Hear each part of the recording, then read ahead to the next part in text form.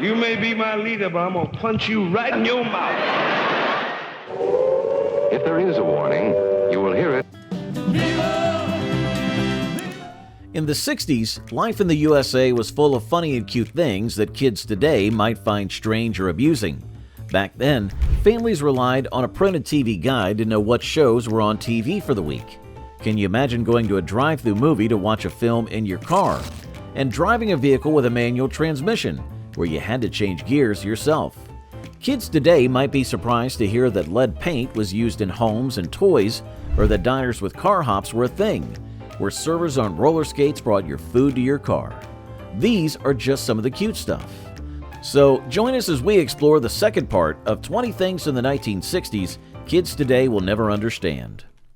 For the millions of families in its audience, TV Guide is a window on the world of television. Number 1. Printed TV Guide. Printed TV guides were a must-have in the 1960s USA. They served as weekly TV companions, a magazine filled with listings of television programs and schedules for the upcoming week. People relied on them to plan their viewing since digital TV guides were still out. Families would gather around to flip through its pages, circling the shows they didn't want to miss. The TV guide cover often featured famous TV stars or shows, making it a collectible. It wasn't just a listing. It included articles, interviews, and behind-the-scenes stories about TV programs and stars, providing entertainment beyond the listings. For many, it was like a mini pop culture magazine. Plus, it was handy, often small enough to fit in a purse or pocket, making it easy to carry around. While today's kids have instant access to TV schedules through digital guides, they may never experience the anticipation and excitement of planning their TV time with a printed TV guide. Keep TV Guide handy and you'll have advanced news every week about Noah's Ark. TV Guide is the convenient way to keep informed about television. I rely on TV Guide. Families cherish the anticipation of TV viewing with a printed TV guide in hand. Still, they did the convenience and novelty of drive-thru movies, offering snacks through car windows under the stars. They share a nostalgic allure akin to flipping through TV listings, fading into obscurity as digital and indoor alternatives take over.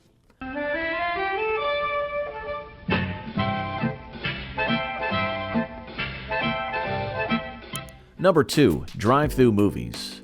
Drive-thru movies were a unique experience, blending the convenience of fast food with the magic of cinema.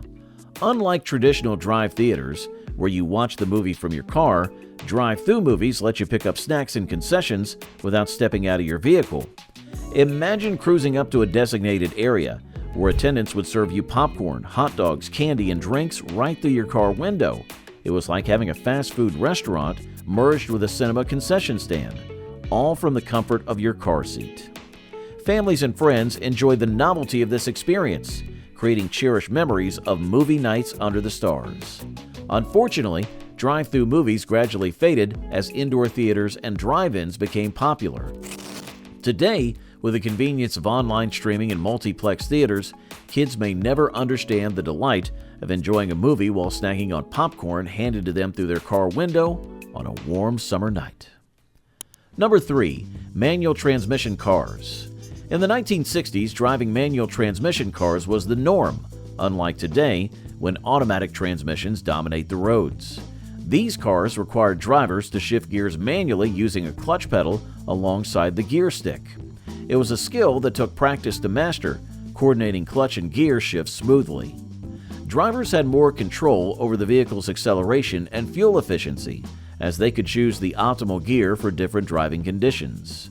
Mastering the art of the stick shift driving brought a thrill and satisfaction. However, it was challenging, especially in heavy traffic or steep hills, where stalling or rolling back was a common fear for beginners. Manual transmission cars were also often cheaper to buy and maintain than automatic ones. Despite the advancements in automatic transmission technology, some enthusiasts still prefer the engagement and connection to the driving experience that manual cars offer. Kids today might never understand the joy and challenge of driving a manual transmission car as they grow up in a world where automatic vehicles prevail. I can be early, I can be late, I can bring pals to dinner anytime I please, and my wife never panics. She just takes Swanson TV turkey dinners. Number 4. TV dinners. TV dinners revolutionized mealtime for busy families.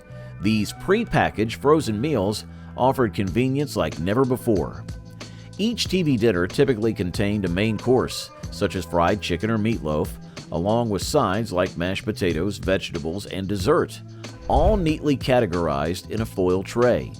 They were designed to be heated quickly in the oven and served, making them perfect for families looking for a hassle-free dinner. Plus, they were a hit because they allowed people to enjoy a meal while watching their favorite TV shows, hence the name TV dinners. A swell dinner ready in just 25 minutes. Right. And talk about easy. Families could gather around the television, plate in hand, and enjoy their meal together while catching up on the latest programs. TV dinners symbolized modern living and convenience in the 1960s, representing the changing dynamics of American households and lifestyles. As families gathered around the television with their TV dinners, little did they know the hidden danger lurking in their homes. Lead paint, commonly used on walls and toys of that era, posed severe health risk, especially to children. Do you remember it? Number 5. Lead paint. During the 60s, lead-based paint was commonly used in homes and on toys, but today's kids might need help understanding the dangers associated with it. Lead was added to the paint to improve durability and color vibrancy. However, it posed serious health risks, especially to young children prone to ingesting paint chips or breathing in lead dust. Over time, exposure to lead could lead to developmental delays, learning disabilities, and other health problems. Due to its harmful effects, lead-based paint was banned in the United States in the late 1970s and early 1980s. Despite this ban, many older homes and toys in the 1960s still contain lead-based paint, posing a risk to children if not properly maintained or handled. Nowadays, strict regulations ensure that paints used in homes and products are lead-free to protect the health and safety of consumers. Number 6. Diners with car hops. Diners with car hops were a popular dining experience back then, and today's kids might find it fascinating. These restaurants offered a unique blend of convenience and nostalgia. Customers could drive up to the diner, park their cars, and wait for car hops on roller skates to come to their window to take their orders. Car hops would then deliver the food directly to the customers' cars on trays attached to the windows, allowing them to enjoy their meal without leaving their vehicle's comfort. It was a fun and efficient way to dine out, combining the novelty of roller skating with the convenience of drive-in service. While the tradition of car hops has largely faded away, it laid the groundwork for the drive-thru service that is common today. Diners with car hops were not only a place to grab a bite to eat, but also a cultural phenomenon that represented the spirit of the 60s America, where fast food and car culture intersected in a uniquely nostalgic way. You'll have to know what happens when an atomic bomb explodes. You'll know when it comes. We hope it never comes, but we must get ready. Number 7. Atomic bomb drills. Kids today might find it hard to understand the concept of atomic bomb drills. These were regular practices held in schools and public places as a response to the looming threat of nuclear attacks during the Cold War era. The drills aimed to prepare individuals for what to do in case of a sudden attack by enemy forces. Students were instructed to seek shelter under their desks or in a designated fallout shelter, while adults were advised to take cover in basements or other secure locations. The drills were a sobering reminder of the tensions between the United States and the Soviet Union and the possibility of nuclear warfare. Although they were meant to instill a sense of preparedness and safety, they also created a climate of fear and anxiety, especially among young children who struggled to comprehend the gravity of the situation. We must know how to duck and cover in the school bus or in any other bus or streetcar. Duck and cover. Don't wait. Fortunately, with the easing of Cold War tensions, atomic bomb drills became less frequent, but they remain a stark reminder of a tumultuous period in American history. The echoes of atomic bomb drills fade. However, did the advent of mainframe computers, towering symbols of technological progress in the 60s, create a stark contrast to the fears and anxieties of the Cold War era. Number 8. Mainframe computers.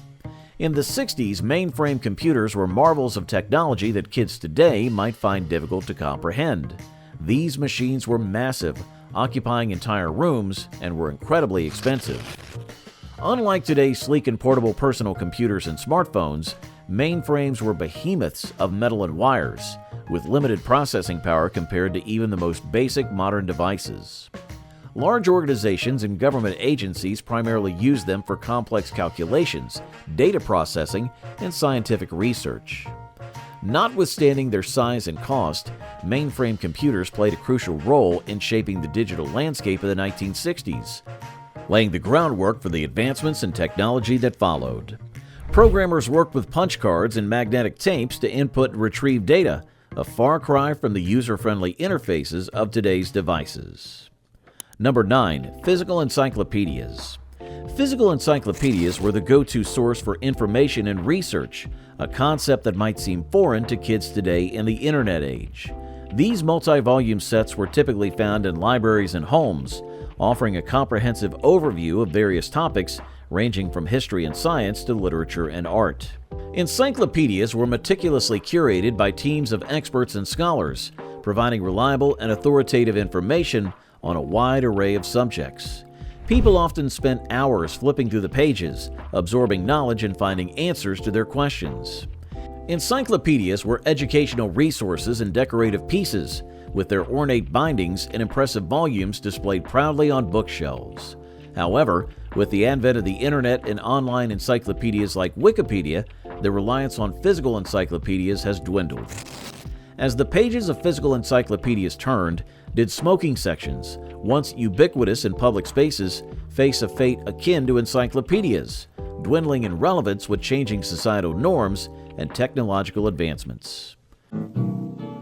I don't want to set the world on fire.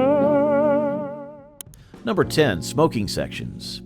During the 60s, smoking sections were a common sight in restaurants, airplanes, and other public places, a concept that may seem unfamiliar to kids today amidst widespread smoking bans. These designated areas were created to accommodate both smokers and non-smokers, to segregate the two groups to minimize the impact of secondhand smoke.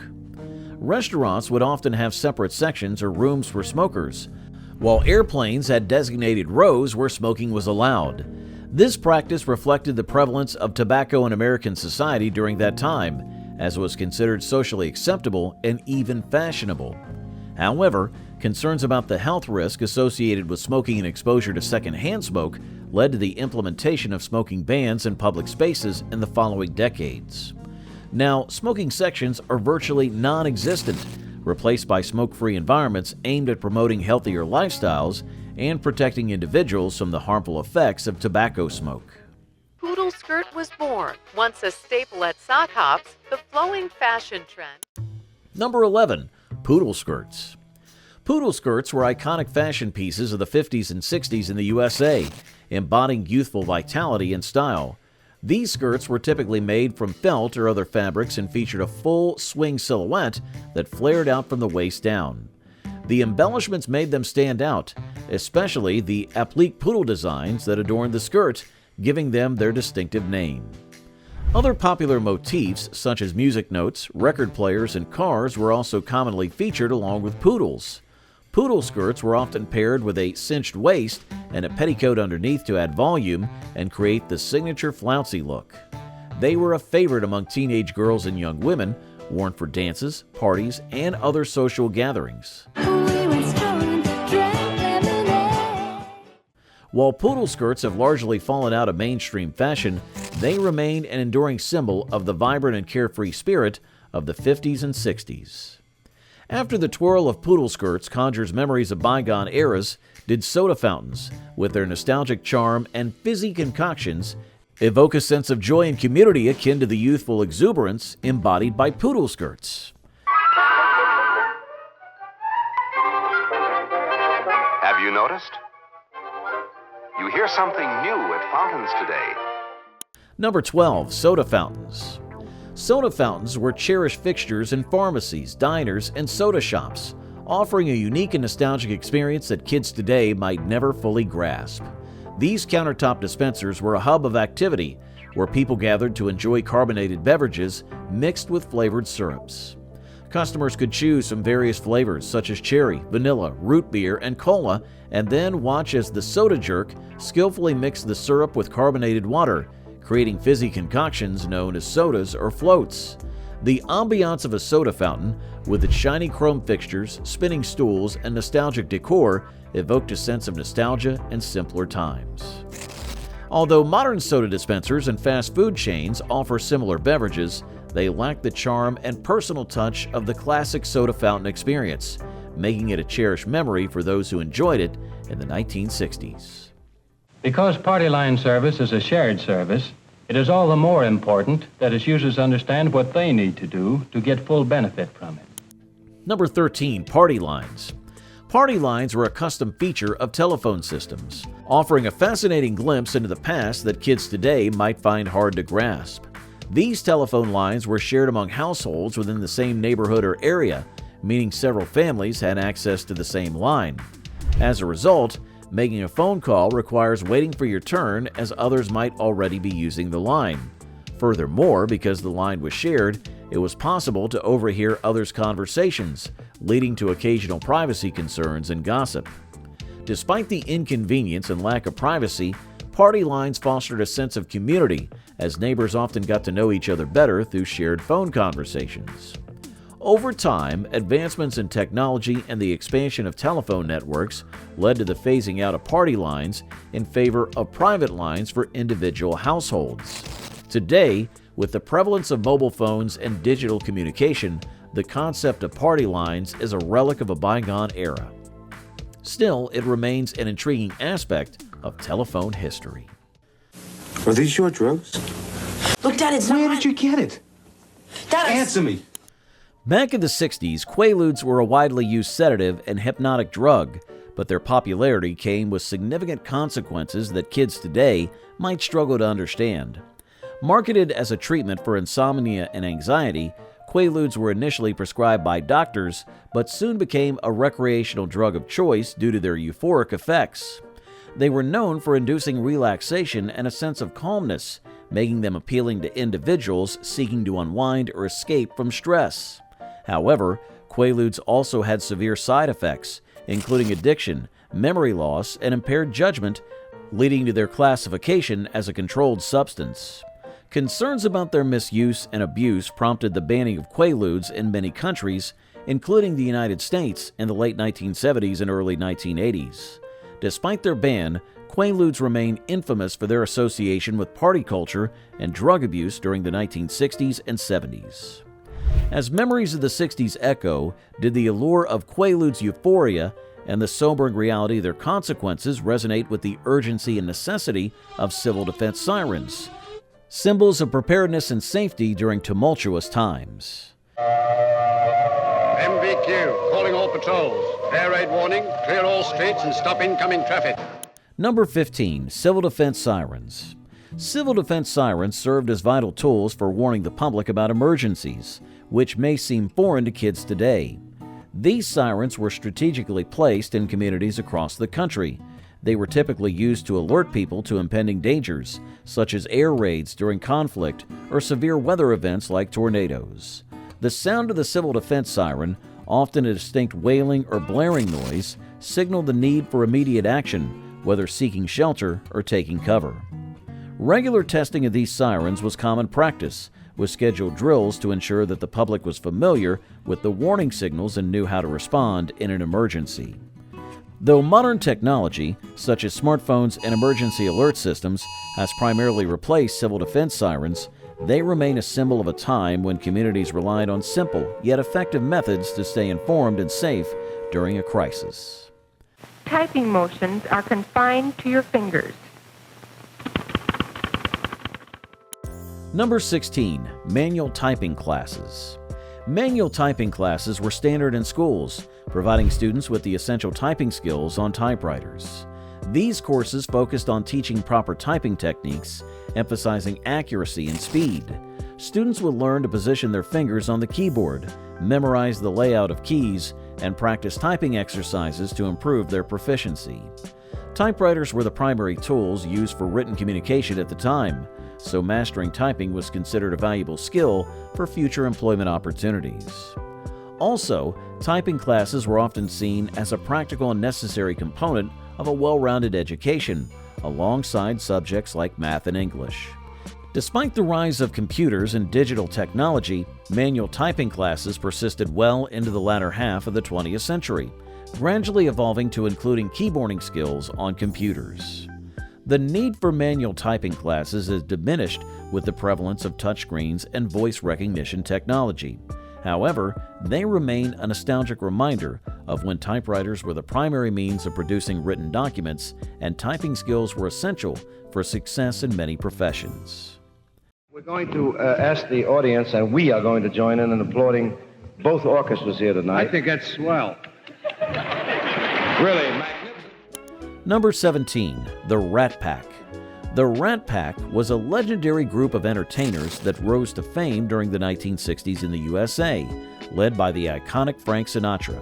Alongside Sinatra, the core members of the Rat Pack included Dean Martin, Sammy Davis Jr., Peter Lawford, and Joey Bishop. They were known for their sophisticated style, charismatic performances, and legendary camaraderie on and off the stage. Pack up, let's fly away! The Rat Pack became synonymous with the glitz and glamour of Las Vegas, where they performed regularly at venues like the Sands Hotel and Casino. Their shows were a hot ticket, drawing crowds eager to see their electrifying performances and witty banter. Beyond their stage presence, the Rat Pack members were also close friends who socialized together, forming a tight-knit group that captured the public's imagination. The echoes of the Rat Pack's legendary performances resonate, but did the vibrant nostalgia of Milk Bars, with their sweet treats and retro ambiance, offer a parallel escape from the pressures of daily life? Number 18, Milk Bars. Milk Bars were beloved neighborhood hangouts where people, especially teenagers, could indulge in delicious dairy-based treats like milkshakes, ice cream sundaes, and malts. These establishments were quintessential gathering spots, offering a welcoming atmosphere and an array of sweet delights. Milk Bars often boasted retro decor, complete with neon signs, vinyl booths, and soda fountains, creating a nostalgic ambiance that drew in patrons of all ages. They were not only places to satisfy cravings for creamy confections, but also social hubs where friends would get together to chat, flirt, and enjoy each other's company. The popularity of Milk Bars soared during the 1960s as they provided an escape from the pressures of daily life and offered a taste of indulgence and nostalgia. However, with the changing times and the rise of fast food chains and coffee shops, the era of Milk Bars gradually faded away, leaving behind cherished memories of simpler times and sweeter treats. Because you know people are depending on you, rain or shine, you show up on the job. Number 19, the Paperboy. Being a paperboy was an everyday after-school job that kids today might not fully grasp. These children were responsible for delivering newspapers door to door in their neighborhoods, often riding bicycles loaded with stacks of papers. It was a job that required responsibility, punctuality, and physical endurance, as paper carriers braved all weather conditions to ensure that newspapers reached their subscribers on time. The job of a paperboy was also about building relationships with customers and providing a valuable service to the community. Paperboys were familiar faces in their neighborhoods, greeted with smiles and gratitude by those they served. Being a paperboy offered children a sense of independence and a taste of earning their own money, as they were typically paid based on the number of papers they delivered. You are earning money by your own efforts, helping your family and yourself. And this gives you a sense of freedom that can be gained in no other way. The era of paperboys has primarily faded with the decline of print newspapers and the rise of digital media. Bobby socks are high ankle socks. It is the poodle. Number 20, Bobby socks and poodle hairdos. Bobby socks and poodle hairdos were iconic fashion trends that teenage girls enthusiastically embraced. Bobby socks were ankle socks worn with saddle shoes, creating a youthful and playful look that became synonymous with the adolescent fashion of the era. These socks were often adorned with decorative motifs like lace or bows, adding charm to the ensemble. Alongside bobby socks, poodle hairdos were popular among teenage girls. This hairstyle featured teased hair styled into a high ponytail, with the top portion teased to great volume and height. The ponytail was often secured with a ribbon or scarf, adding a touch of whimsy to the look. The glamorous hairstyles of Hollywood starlets inspired poodle hairdos and became a staple for teenage girls looking to emulate their favorite celebrities. Bobby socks and poodle hairdos epitomized the youthful spirit and fashion sense of the 1960s, leaving a lasting legacy in fashion and pop culture.